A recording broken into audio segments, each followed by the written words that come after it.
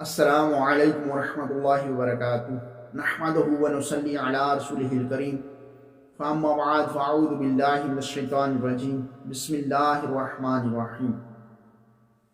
میرے بہت ہی پیارے اور عزیز ساتھیوں، آج میرے بیان کا موضوع ہے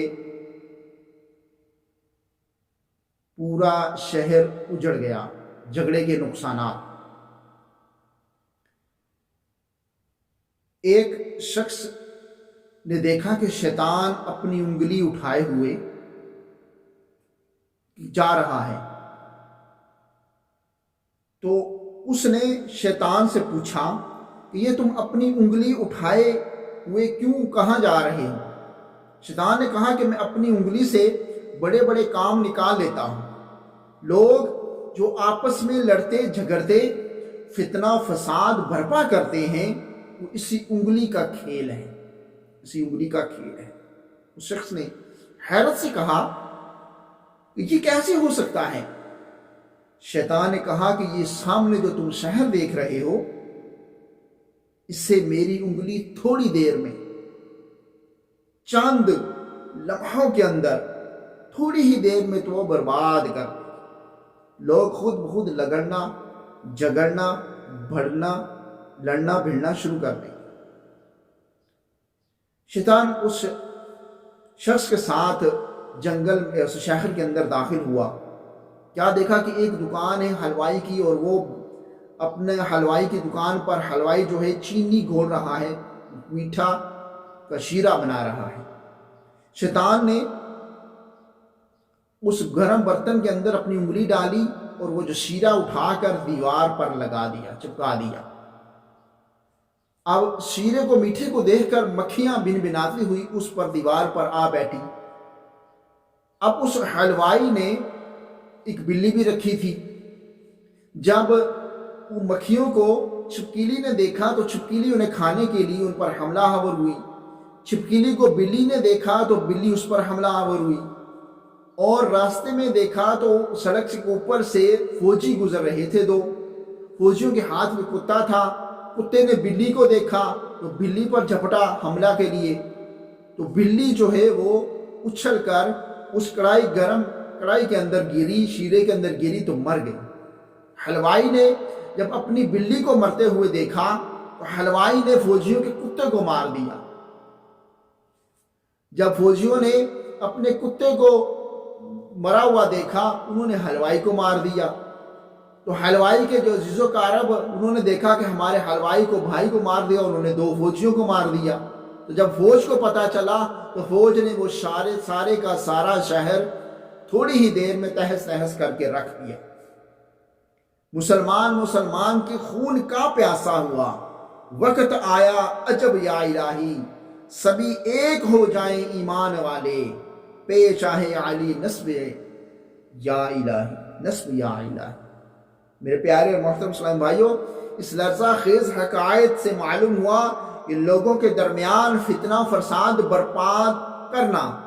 برپا کروانا، ان میں نفرتوں کی دیوار کھڑی کرنا اور انہیں آپس میں لڑانا، آپس میں ان کا دشمن بنانا، یہ شیطان کا پسندیدہ کام ہے۔ یہ مردود کسی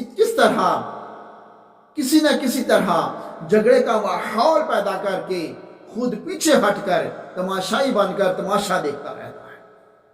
پھر لڑائی جھگڑے کا نقصان یہ ہوتا ہے کہ کل تک جو ایک دوسرے پر جان نچھاور کرنے کے دعوے کیا کرتے تھے، جو ایک دوسرے کی عزت کے محافظ تھے، جن کی دوستی اور ان کے اتفاق اور اتحاد کی مثالیں دی جاتی تھیں، جنہیں ایک دوسرے کے خلاف ایک لفظ سننا بھی گوارا نہ تھا، جو ایک دوسرے کے بغیر کھانا تک نہیں کھاتے تھے، جو برے وقت میں ایک دوسرے کے مددگار تھے، جو ایک دوسرے کو نیکی کے کاموں کی ترغیبیں دلایا کرتے تھے، لڑائی جھگڑے جیسے منحوس شیطانی کام کی نحوست کی وجہ سے ان کے درمیان نفرتوں کی ایسی مضبوط دیواریں قائم ہو جاتی ہیں کہ وہ پھر ایک دوسرے کو دیکھنا بھی گوارا نہیں کرتے، ایسے دشمن بن جاتے ہیں۔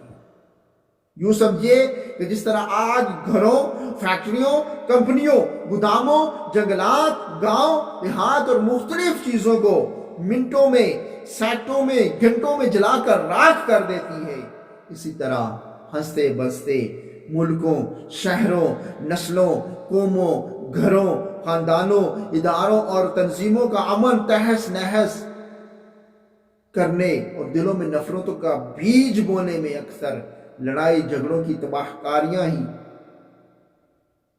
ہو جاتی ہیں، تباہ کاریاں ہی ہوتی ہیں۔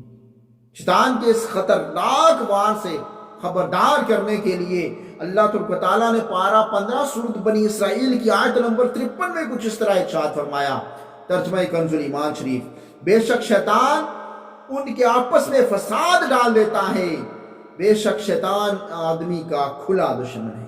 قرآن پاک میں اللہ تعالیٰ نے واضح طور پر ارشاد فرما دیا کہ شیطان جو ہے انسان کا کھلا دشمن ہے، پھر بھی انسان کی آنکھیں نہیں کھل رہی، پھر بھی شیطان کے وسوسوں میں آ جاتا ہے۔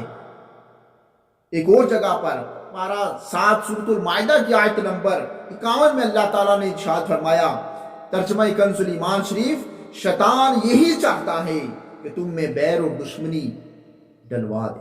یہ شیطان یہی چاہتا ہے کہ انسانوں کے اندر دشمنی اور بیر پڑ جائے، جھگڑے شروع ہو جائیں، قتل و غارتی شروع ہو جائے۔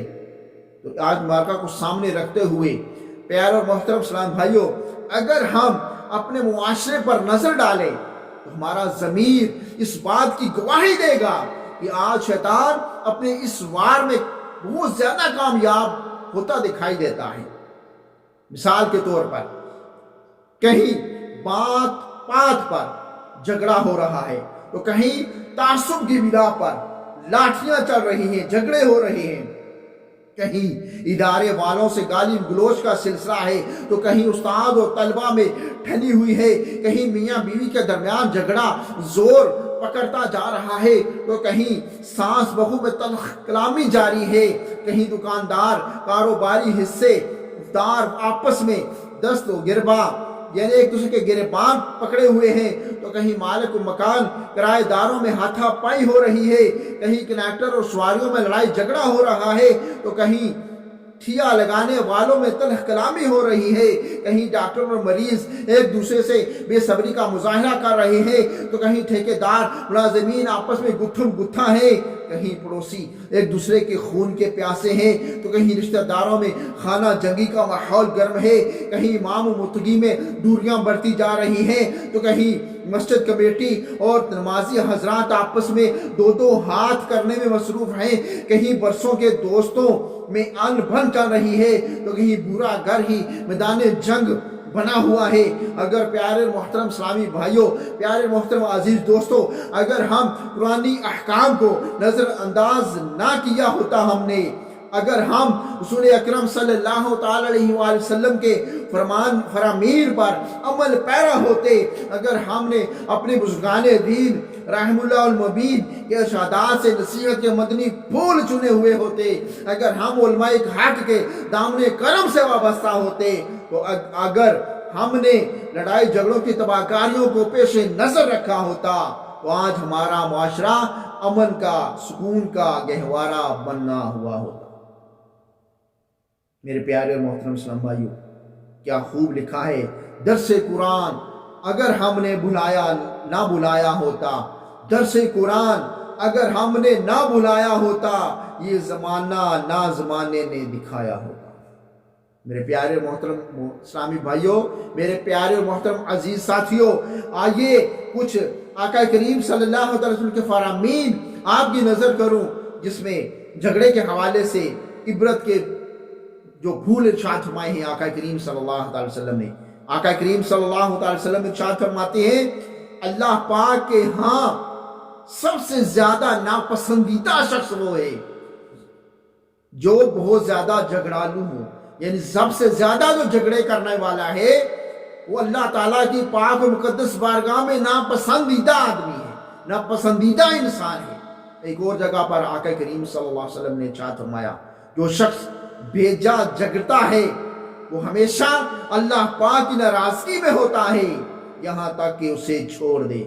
جب تک جو بھیجا یعنی بے فضول جھگڑے کرتا رہتا ہے وہ ہمیشہ اللہ تعالیٰ کی اللہ پاک کی ناراضگی کا جو ہے نا وہ اس ناراضگی لے لیتا ہے یہاں تک کہ وہ اسے چھوڑ دے. اگر چھوڑ دے توبہ کر دے تو اللہ تعالیٰ اس سے راضی ہو جائے گا. ایک اور جگہ پر اللہ تعالیٰ کے محبوب صلی اللہ علیہ وسلم نے ارشاد فرمایا کوئی قوم ہدایت پر رہنے کے بعد گمراہ نہیں ہوئی مگر جھگڑوں کے سبب. یعنی ہدایت پر ہونے کے باوجود گمراہ نہیں ہوئی لیکن جب جھگڑے پیدا ہو گئے تو وہ گمراہ ہو گئی. ایک جگہ پر فرمایا ایمان کی حقیقت اس شخص تک کمال کو نہیں پہنچ سکتی. ایمان کی حقیقت یعنی بندہ جو ہے فرمایا کہ بندہ ایمان کی حقیقت میں اس وقت تک کمال کو نہیں پہنچ سکتا جب تک کہ وہ حق پر ہونے کے باوجود جھگڑا نہ چھوڑے.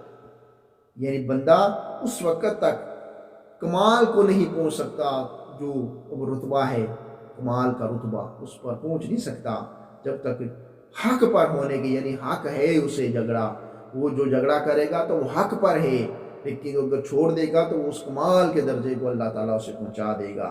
کوئی دھتکارے یا جھاڑے بلکہ مارے صبر کر. کوئی دھتکارے یا جھاڑے بلکہ مارے صبر کر. مت جھگڑا مت جھگڑ مت بڑبڑا پا اجر رب سے صبر کر. میرے پیارے محترم اسلام بھائی پتہ چلا کہ جھگڑا اللہ تعالیٰ کی ناراضگی کا سبب ہے. جھگڑے سے زیادہ نقصانات ہوتے ہیں قتل و غارت گری تک نوبت پہنچ جاتی ہے. تو اللہ تعالیٰ کی پاک و مقدس بارگاہ میں دعا ہے اللہ تعالیٰ ہمیں ہر جھگڑے کے اندر جو جھگڑا ہم سے کرنا چاہے پھر بھی اس سے بچنے کی توفیق عطا فرمائے, صبر کرنے کی توفیق عطا فرمائے. جو زیادتیاں کریں اللہ تعالیٰ ہمیں انہیں معاف کرنے کی توفیق عطا فرمائے. آمین بجاہ نبی الامین صلی اللہ تعالیٰ علیہ وآلہ وسلم. السلام علیکم ورحمۃ اللہ وبرکاتہ.